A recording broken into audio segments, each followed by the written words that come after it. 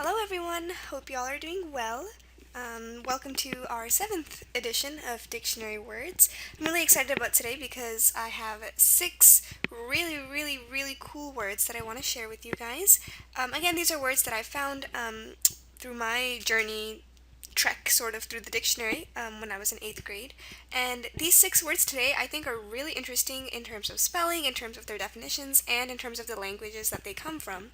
And I can't wait to get started, so let's go ahead and start.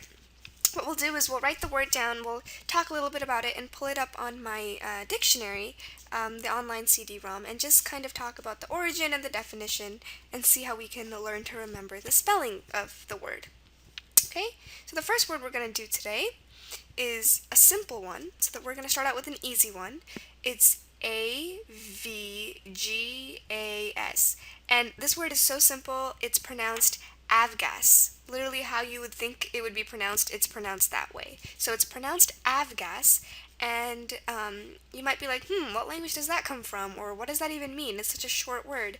When you look it up, the definition for this word, it makes me really happy because it's one of those easy words because it comes from aviation gasoline. It's kind of like a shortened version. So, the word itself means gasoline produced for aircraft engines. It doesn't get any more easier than this. So, I just brought this word into the mix today because I wanted to show that there are plenty of words like this where they will say avgas, and when you ask for the language of origin, they won't say it's from aviation gasoline. They will say the languages that aviation and gasoline are from. So they would say maybe Latin, or it comes from 2 words that come from Latin. So you wouldn't be given those words per se. You would not be given aviation or gasoline in the etymology. Now, if you ask for the definition of the word, like, may I have the definition? And they would say, yeah, it means gasoline produced for aircraft engines. In your head, you can start thinking, avgas obviously has to do with gasoline, so there's gas at the end. The av could be a shortened version of aviation because it has to do with airplanes. So that's just one thing I wanted to bring up, is that you will not be given the words itself. Ooh, let's get rid of this. So you wouldn't be given aviation and gasoline itself, but once you ask for the definition, you'll be given a clue as to how the word is spelled. And there are lots of words like this, actually. There are shortened versions. So avgas, you look at it, you're like, I don't know what language that could come from. But you look at it now and you're like, oh, that's so easy, because it's aviation plus gasoline. So I just wanted to make that point. So avgas, like we said, it comes from aviation, gasoline, and that's pretty much what it means. It's gasoline for, like, aircraft. Okay, so that's where we get the AV and the GAS, but the main point here is that there are words like this where you need to ask for the definition. If it seems too easy or simple, ask for the definition and see if you can figure out if it's one of these kinds of words. Okay, that's word number 1. Word number 2 today is caciocavallo, Cavallo. Lots of C's, lots of vowels in this word. Just by looking at it, we can kind of tell it sounds Italian, and it is. It's caciocavallo. Definitely Italian, sounds Italian, and it's a very interesting definition because it's a kind of cheese originating in southern Italy. Lots of cheese words come from European countries like Italy and France mostly. Cacio means cheese in Italian. It does come from the Latin case, like casein, Casein. So the Latin root caseus means cheese, and that's why in Italian it's cacio. And cavallo means horse, from Latin cavalus. Same again, like in Spanish you've probably heard caballero. Like, that root means horse. So this just points to how Italian is heavily influenced from Latin, like the other Romance languages. The only tricky thing in this word, I would say, is this C right here, because lots of times if you go back to the Italian videos, you will see that for the ch sound, in Italian it can be spelled with just one C, or it can be spelled with 2 C's. And normally, sometimes, usually it's 2 C's is a little more common, but it's about like 50-50. And here is a word where we don't have a double C, we just have 1 C. It helps to know that in Italian, cacio means cheese, but that's where it comes from, caciocavallo. So it's kind of like a compound word. kind of means horse cheese. Literally means horse cheese. Just remember that there's one C here. I believe this word has been asked before in the National Spelling Bee finals, in the championship finals. So again, this is Italian. It's pretty clear that it's Italian. It sounds Italian. It looks Italian. It's a beautiful word.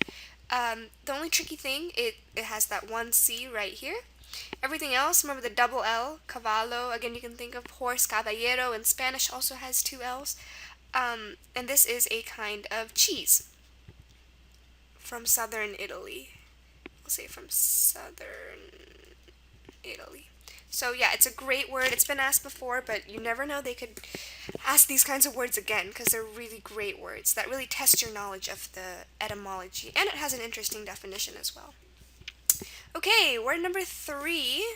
Let's try to go for like a darker shade of orange, maybe. Let's see. Okay, word number 3. R-E-J-O-N-E-O. Now I want you to look at this word and maybe think about what language you think it comes from. Okay? Because it is kind of clear. Yep, it's Spanish. And it's going to be pronounced in a very Spanish way, rejoneo. Rejoneo. This is a beautiful word because it follows Spanish rules to a T. It means the art of bullfighting from on horseback with a short barbed spear. So the definition is great. It has to do with bullfighting. Lots of bullfighting words are come from Spanish and are great spelling words. But if you go back and see rejon in Spanish, rejon is that thing that is used in the rejoneador in bullfighting. So Spanish, it comes from Latin, obviously, but it does come directly from rejo, meaning iron nail or sharp point. But then rejoneo is the art of that. This word is as Spanish as it gets. Like I said, it follows all the rules, which is why I love it. We have the A sound. The A sound in Spanish is going to be spelled with an E. So we have it here, we have it here. Rejoneo. The H sound is usually spelled with a J. We have that here as well. Okay, rejoneo. And then the O sound is going to be spelled with an O simply. O and O. Rejoneo. This is a perfect Spanish word. It's clearly Spanish. There are no exceptions in this. It's spelled how it should be. And it's the art of a certain kind of bullfighting. So look up the bullfighting words. There's lots of them. Matador, rejoneador, lots of bullfighting words. But this word I really like because it's very clearly Spanish. And it follows the rules. Okay, those are our first 3 words. I'm going to go ahead and erase for now.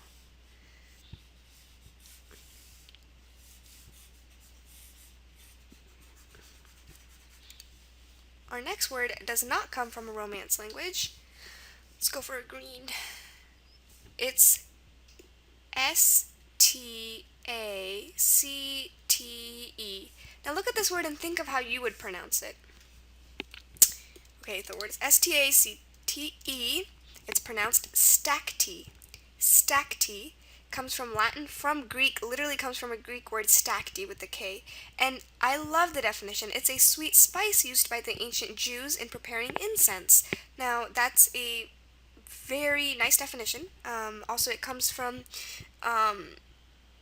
Latin and Greek, which makes it a great spelling word in general. So it's kind of like myrrh. In Latin, it does mean myrrh. It's a sweet spice. The only thing with this word is it is Greek, and there are lots of Greek words that end in the sound E, and they end in the letter E. Okay, so I just want you to know that if you ever hear something ending in the sound E, like stacty, don't be tempted to put a Y there. Like, you might hear this word and go S-T-A-C-T-Y, because that's what it looks like, stacty.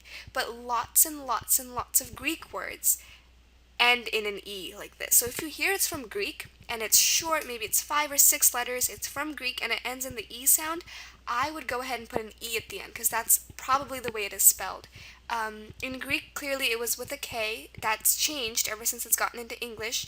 It's been anglicized and it's become a C. But again, it does come from Latin, and remember, Latin does not use the letter K at all.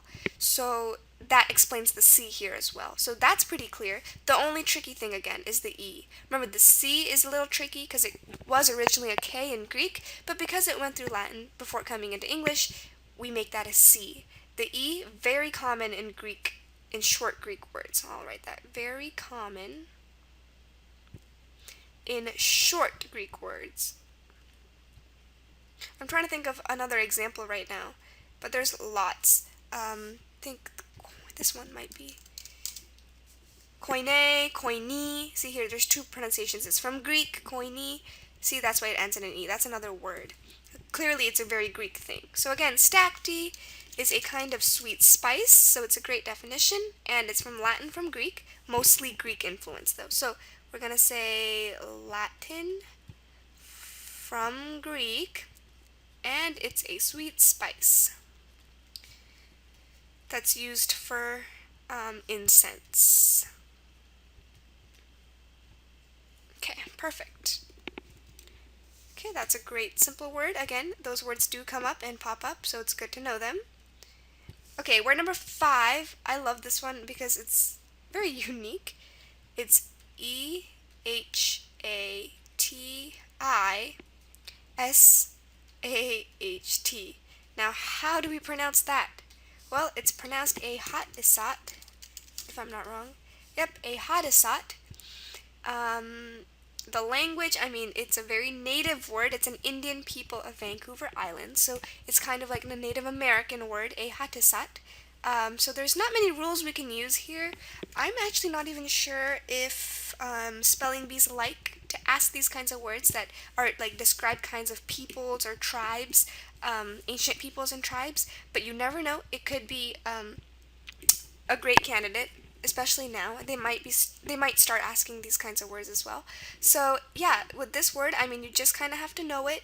There's no really rules to dictate how to spell it, but I thought it was an interesting, fun one to say, Ehatisat. Just remember the AH here. Everything else kind of seems like it would be spelled how you think it would be, Ehatisat. Just the AH here might be a little counterintuitive, but everything else just makes sense, nothing outrageous. And again, it's an Indian people of Vancouver Island.